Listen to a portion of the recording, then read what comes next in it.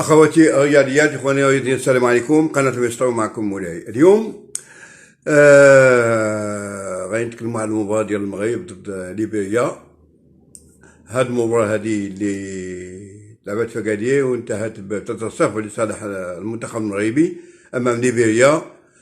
هاد المباراة هادي كانت يعني لتأكيد المرتبة الأولى ديال الفريق الوطني على في هاد المجموعة هادي، والتأهل ديالو لكأس افريقيا ديال لا كوت ديفوار. هاد المباراة هادي الناخب الوطني دخل واحد المجموعة ديال اللاعبين، كيف تنقولوا لاعبين اللي كانوا معاه في كاس العالم، ولاعبين يعني ديال الفريق الاولمبي وفريق يعني واللي عاد جاو جداد ما كانش في كاس العالم، ما فيهم كعبي السوداني، واحد المجموعه وحريت، يعني واحد المجموعه ديال اللاعبين اللي فهاد المجموعه اللي دخلت لا الاولى ولا الثانيه، لا اللي كانوا في الشوط الاول ولا اللي يعني لاعبين مزيانين. يعني اغلبيهم كانوا اللي بينوا على مستواهم، على انهم يستحقوا يكونوا في الفريق الوطني.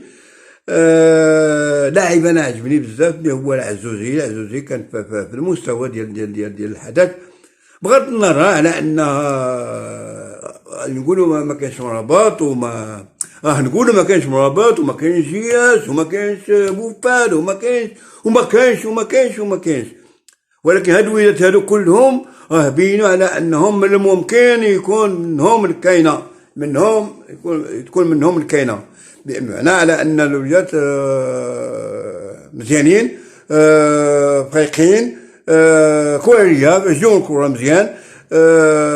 واحد اللاعب كذلك عدلي، تبارك الله عليك، الوليد هو كذلك، لو كان شويه كنركز واحد واحد شويه تقوى.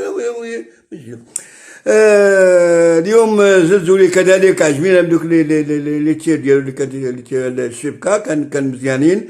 يعني فريق ملي كتلقى فريق ديال تكتل قدام المرمى ديالو وما عندش دير الدخول، ما كاينش كيف سميتو خلوطه، يعني بكل معنى الكلمه.